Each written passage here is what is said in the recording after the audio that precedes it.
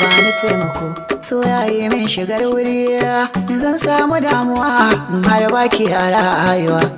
So ne sanadin haka ya Aisha, kin zama sarauniya, babu ke ai zana sha wuya. Karki ce zaki bar ni gimbiya, san ki shi na saka a zuciya. Kin ga so baya duba dan gari, zuciya sai mata oziri.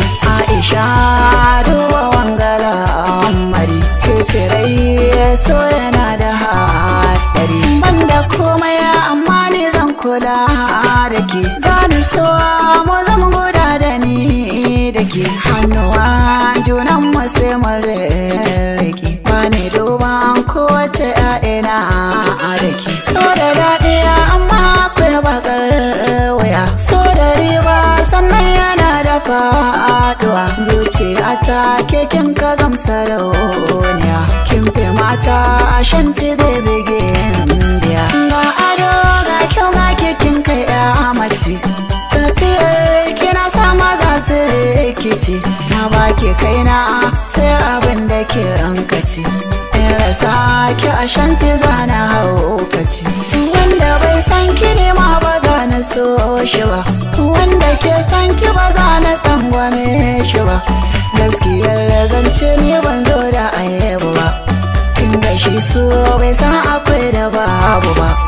Aisha san ki ne nake da gaske, babu ke walla Aisha da sake. Zuciya ta ba kamar ki, ai zuwa da kai na ga ya ɗararwa aiki. Zuciya za ta daina sake-sake, bani soyayya sani zuci ke ma. Aisha baki da fitina da gulma, kanki ni bana gajiya da nema.